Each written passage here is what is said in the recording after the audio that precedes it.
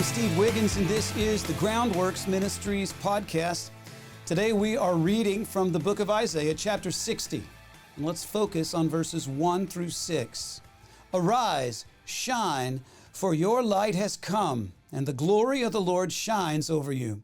For look, darkness covers the earth, and total darkness the peoples. But the Lord will shine over you, and His glory will appear over you. Nations will come to your light, and kings to the brightness of your radiance. Raise your eyes and look around. They all gather and come to you. Your sons will come from far away, and your daughters will be carried on the hip. Then you will see and be radiant, and your heart will tremble and rejoice, because the riches of the sea will become yours, and the wealth of the nations will come over you. Caravans of camels will cover your land. Young camels of Midian and Ephah, all of them will come from Sheba, and they will carry gold and frankincense and proclaim the praises of the Lord. Now, we are of course familiar with the fact that Gentiles or non-Jews comprise the majority in the church today. But in Isaiah's day, this was not so. For many of Isaiah's generation, it was unthinkable that Gentiles could be even counted among God's people. The historic precedence of Gentile believers is clearly articulated, though, all throughout the Torah, the Old Testament, and yet almost completely overlooked by the Jewish community even today. It is true that Ruth, Tamar, Rahab, and Bathsheba all accounted for as righteous, but they were an exception to the religious norm and not a rule.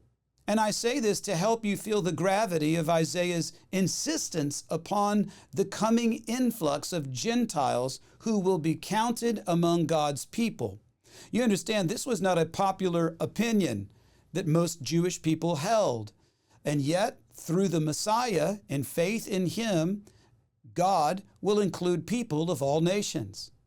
The closing chapters of Isaiah depict this Gentile influx, but go beyond it.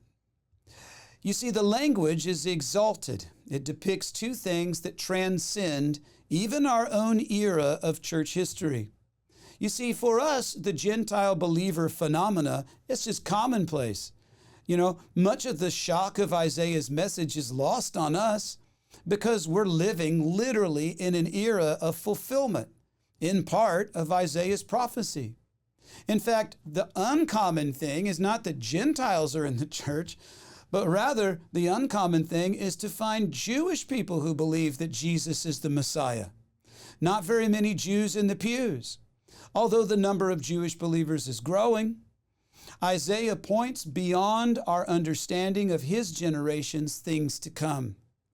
And we should keep in mind the fact that Revelation 21 is there with its picture of the New Jerusalem, and it draws heavily upon Isaiah chapter 60. Not so much that the Apostle John is considered, so much so that the Apostle John is considered the Isaiah of the New Testament. Now, John wrote in the Revelation that the nations will walk by the light of the holy city, and the kings of the earth will bring their glory into it. And this may also be an allusion to the star that appeared over Bethlehem at the birth of Jesus. Further references to the wealth and the riches include gold and incense, frankincense, together with camels from far away. And of course, these images remind us of the wise men who came from the east to present their gifts to Jesus. So clearly, today's passage is an announcement of God's intention to gather a worldwide harvest through the gospel. And the sons and the daughters of every nationality, the nations and islands and foreigners, comprise a large part of those who honor the Lord. They're pictured as doves coming home to their lofts. Have you come home yet? Have you received salvation through believing the gospel and surrendering to Jesus as Lord? Because there is still time. There's time to place your faith in the one who draws all men unto himself. Have you flown the coop only to discover that the world is not a safe place to land? Well, it's time for you to come home to roost. And you can do that through Jesus Christ. and a saving relationship with Him. If you have more questions about that, well, you can check us out at our website, groundworksministries.com. There's a very clear presentation of the gospel and gives you an opportunity to surrender to it yourself. I'm Steve Wiggins, and this is the Groundworks Ministries podcast.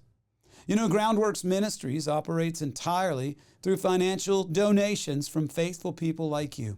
And yes, we do need your monthly support now more than ever.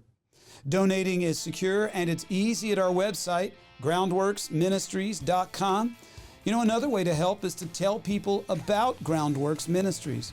You can share these podcasts with friends and family, share it on your social media, and of course, you can always direct folks to our website, groundworksministries.com.